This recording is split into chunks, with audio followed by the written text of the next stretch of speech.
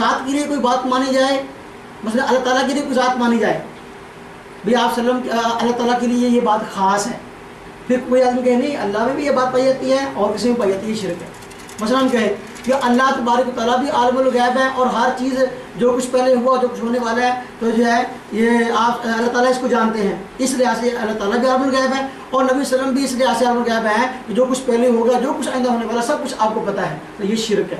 کیوں کہ ہم نے اللہ تعالیٰ کے ساتھ نبی صلی اللہ علیہ وسلم کو شریک کر لیا، جبکہ یہ عقیدہ شرک کیسے ہے؟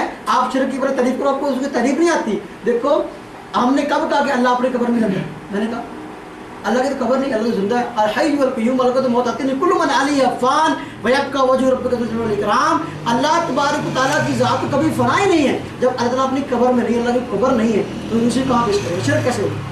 شرک تب ہوگا نا اللہ کی قبر پہ کوئی درود شریف پڑھے تو اللہ تعالیٰ سنے، پھر نبی کی قبر پر درود شریف پڑھے تو نبی صلی اللہ علیہ وسلم سنے، یہ تو شرک ہو گیا۔ لیکن جو ہے جب اللہ کی قبر نہیں، اللہ تبارک و تعالیٰ تو حی ہے، القیوم ہے، ہمیشہ سے یہاں ہمیشہ رہیں گے، اللہ تعالیٰ کو کوئی موت نہیں، اللہ تعالیٰ کی قبر نہیں، شرک کیسے ہو گیا؟ آپ شرک کی تعریف کریں تو ہم توحیدیوں سے واسطہ پڑ گیا مولانا، توحید تو بعد کی بات ہے، آپ کو شرک کی تعریف بھی نہیں آتی، شرک کی تعریف آپ نے اپنے ٹرم میں کرنی ہے، شرک کہتے کس کو ہے؟ اور دوسرا جو ہے یہ اپنا عقیدہ آپ نے لکھ کر دینا ہے یہ کہ نبی کریم صلی اللہ علیہ وسلم اپنی قبر میں سنتے ہیں کہ نہیں سنتے۔ سماع موتا کا میں نے کہا عام اردو کے سماع میں صحابہ سے اختلاف ہے، اس کو آپ موضوع بحث نہ بنائیں، بلکہ نبی کریم صلی اللہ علیہ وسلم کی بات ہو رہی ہے، نبی صلی اللہ علیہ وسلم کی بات کریں، حضرت تھانوی کا جھوٹا والا دے کر آپ گمراہ کرنے کی کوشش کر رہے ہیں۔ پھر اسی طرح آپ کہتے ہیں میں اکابرین کی بات پیش کروں گا، اکابرین کون ہے؟ اکابرین کون ہے؟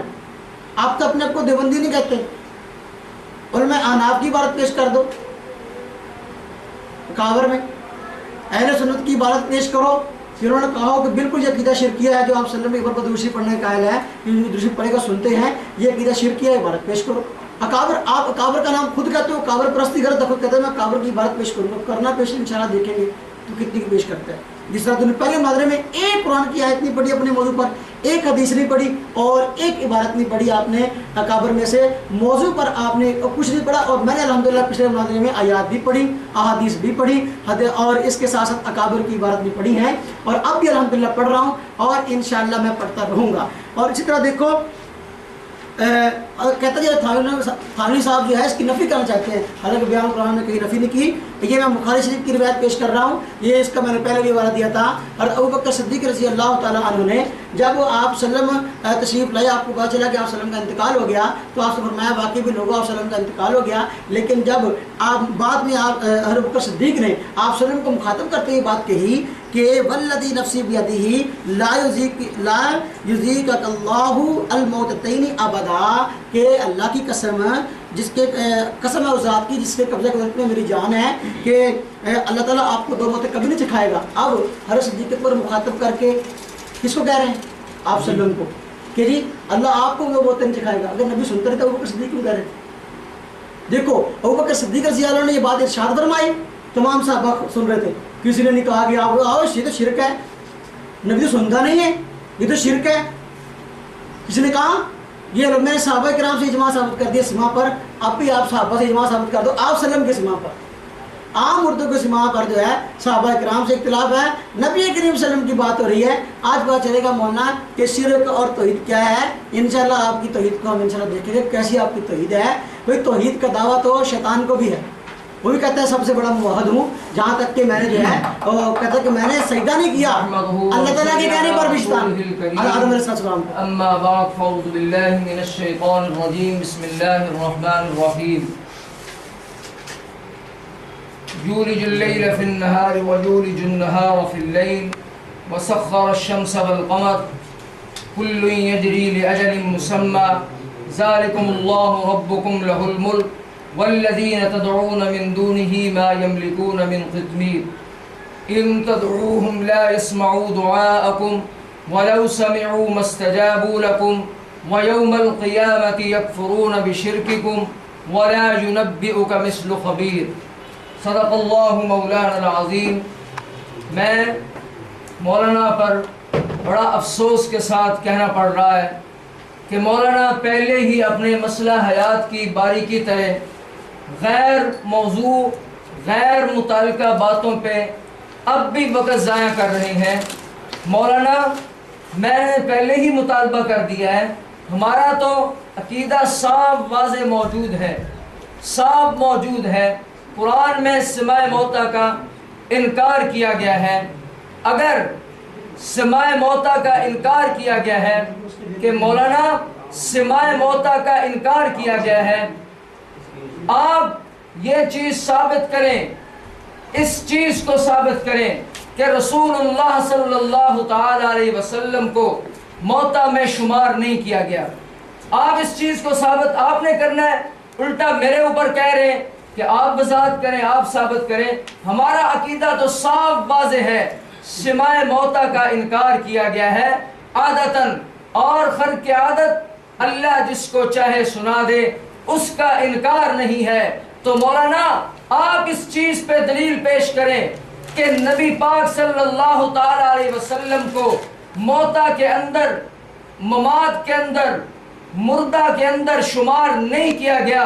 اس سے پہلے آپ کے ذمے جو مطالبہ ہے وہ مطالبہ تو یہ ہے کہ محترم آپ نے فرمایا ہے کہ جسد اطہر کو برزخ میں بتعلق روح حیات حاصل ہے، اور اس حیات کی وجہ سے روزہ اقدس پر حاضر ہونے والوں کا آپ صلاۃ و سلام سنتے ہیں۔ اوپر آپ نے لکھا ہے عقیدہ، اور عقیدے کے اندر پہلے ہمت ہے تو اللہ کی کتاب تو پیش کیجئے۔ اللہ کی کتاب قرآن مقدس کی ایک آیت تو پیش کیجئے، صرف ایک آیت کا مطالبہ ہے۔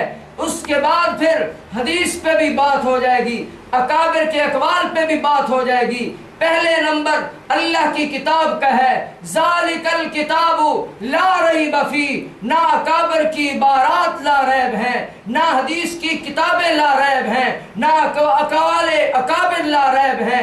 اگر لا ریب کتاب ہے، شک و شبہ سے پاک کتاب ہے، تو اللہ کی کتاب قرآن مجید ہے۔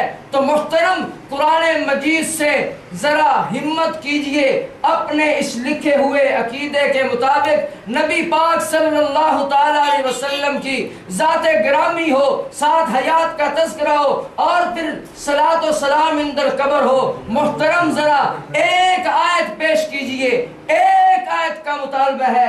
اس کے مقابلے میں نے ایک آیت پڑھی ہے، کہتے ہیں کہ ان کے پاس کوئی دلیل نہیں ہے۔ میں اس لیے نہیں پڑھتا، اس لیے نہیں پڑھتا، آپ مدعی ہیں، آپ مدعی ہیں۔ آپ نے کہا کہ سنتے ہیں، میں کہتا ہوں نہیں سنتے، آپ کے ذمہ دلیل بنتی ہے۔ ہمت کیجئے، قرآن کی ایک دلیل تو پیش کیجئے۔ میں نے تو کہا تھا کہ حضرت تھانوی رحمت اللہ علیہ نے کہا کہ یہ دعا ہے، اور دعا یہ کیا ہوتی ہے؟ اللہ سے کرنی ہوتی ہے، اور پھر ما فوق الاسباب پکارنا جب اسباب ختم ہو جائیں۔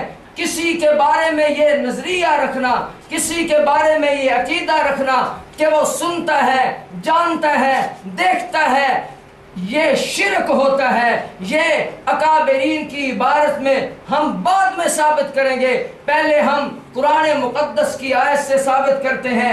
اللہ فرماتے ہیں والذین تدعون من دونہ ما یملکون من قطمیر، اور اس کے سوا جن کو تم پکارتے ہو وہ تو کھجور کی گٹھلی کے چھلکے کے برابر بھی اختیار نہیں رکھتے۔ اگر تم ان کو پکارو تو وہ تمہاری پکار تو اول تو سنیں گے نہیں، اول تو سنیں گے نہیں، اگر بالفرض سنیں۔ اکابر کی رٹ لگانے والوں، اکابر کے نام کو جپنے والوں، سنو، اگر بالفرض سن بھی لیں، بالفرض والمحال، اگر بالفرض سن بھی لیں تو تمہارا کہنا نہ کریں گے، اور قیامت کے روز وہ خود تمہارے شرک کرنے کی مخالفت کریں گے۔ تو یہاں کون سا وہ شرک کر رہے ہیں کہ اللہ کے وہ پیغمبر جن کی عبادت ہوتی تھی دنیا میں، جن کو پکارا جاتا تھا، ما فوق الاسباب جن کی قبروں پہ جا کے ان کے بارے میں یہ نظریہ رکھا جاتا تھا کہ وہ سنتے ہیں، جانتے ہیں، اور پھر بقول آپ کے علماء کے کہ جی وہ سفارشیں بھی کرتے ہیں، صدیق اکبر سے درخواست کریں، حضرت عمر سے کریں، اور پھر وہ نبی علیہ السلام سے کریں۔ وہ قیامت کے دن اس تمہارے شرک کا انکار کر دیں گے مولانا یہ شرک تو قرآن نے ثابت کر دیا ہے، تم کہتے ہو کہ یہ شرک نہیں بنتا۔ سب سے پہلے اللہ کی کتاب سے اپنے عقیدے کے مطابق ایک آیت پیش کرو کہ جس کے اندر یہ موجود ہو کہ نبی پاک صلی اللہ تعالی علیہ وسلم عند القبر صلاۃ و سلام سنتے ہیں، میں ماننے کے لیے تیار ہوں۔ ہم ضدی نہیں ہیں، آپ کی طرح ہر دھرم نہیں ہے، آپ کی طرح روایت پرست نہیں ہے، آپ کی طرح موضوع اور من گھڑت باتیں کرنے والے نہیں ہیں۔ ہمت ہے تو قرآن کی ایک آیت پیش کرو جس میں نبی پاک صلی اللہ تعالی علیہ وسلم کی صلاۃ و سلام عند القبر کا تذکرہ موجود ہو۔ اور میں الحمدللہ مولانا تھانوی صاحب کے ترجمے اور تفسیر سے میں نے پڑھ دیا ہے، اور یہ پہلے میں نے وضاحت کر دی ہے کہ مولانا تھانوی فرما رہے ہیں کہ یہ درود و سلام والی یہ دعا ہے، اور مولانا آپ بتائیں دعا کس سے کی جاتی ہے، اور جب اسباب ختم ہو جائیں کوئی تعلق نہ ہو تو دعا کو کس کو سنانا مقصود ہوتا ہے؟ کہہ رہے تھے کہ حکم کب نازل ہوا، میں بھی یہی آپ سے مطالبہ کرتا ہوں۔ حکم نبی علیہ السلام کی زندگی میں نازل ہو گیا تھا، اور وہ حکم جب زندگی میں درود شریف کا نازل ہو گیا تو آپ ایک دلیل سے ثابت کریں کہ کسی فرشتے نے اطراف سے آ کے نبی پاک صلی اللہ تعالی علیہ وسلم کو کہا ہو کہ یا رسول اللہ یہ فلاں صحابی کا درود حاضر ہے، یہ فلاں صحابی کا درود حاضر ہے، یہ فلاں علاقے سے درود آ رہا ہے۔ درود کا حکم تو اس وقت بھی آ چکا تھا، فرشتے اس وقت بھی بھیج رہے تھے، اللہ اس وقت بھی بھیج رہا تھا، تو مولانا تحریف کرنے کی ضرورت نہیں ہے۔ قرآن میں تحریف کرنا گناہ ہے، مولانا تحریف نہ کیجئے، بلکہ ہمت ہے تو اپنے عقیدے پر ایک آیت پیش کیجئے۔